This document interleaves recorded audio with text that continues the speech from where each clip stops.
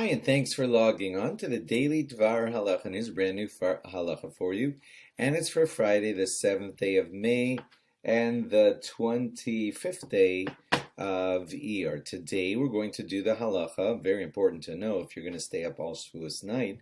And that is that if you stay up all Shavuos night, you know that you're not eligible to say the Brachos of the morning, because a lot of those Brachos of the morning have to do with the feeling of, waking upness and everything. So you make a bracha for every one of those benefits that you feel when you wake up. But if you stayed up all night, you're not eligible for those brachas, and you're going to need to have someone else make those brachas for you. You'll answer Amen, and then that's just as good.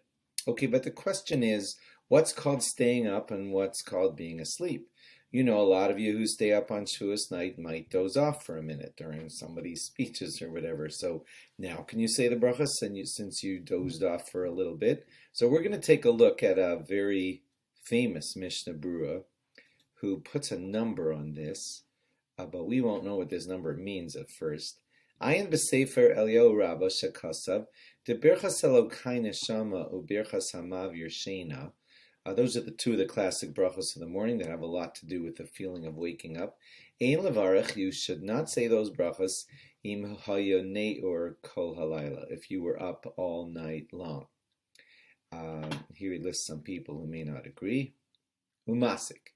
And he concludes, De yira lishmoa elu hashtei brachos me'achar, that you should try to see to it that you hear these brachos from someone else. And have intention to fulfill the bracha by listening to someone else saying those brachas and answering Amen. Now here's our point. What if you've slept a little bit? So the Mishnah Berurah says, Vim yashan balayla, if you slept at night, shishim nishmin, 60 breaths, quote unquote, L'kulei alma, according to everybody, yesh levarach osam, then you should make those brachas if you slept, quote unquote, 60 breaths. Now, there's a lot of talk in a lot of the poskim about what that 60 breaths really means. The most common interpretation is a period of time that we call a half an hour. That's what seems to be the consensus of a lot of poskim. So it's safe to say that if you slept a half an hour or more, then you're eligible to say all the brachos of the morning on your own. But if you slept less than that, then you should have someone else recite the brachos, and you would answer Amen to them reciting the brachos. Thanks for logging on.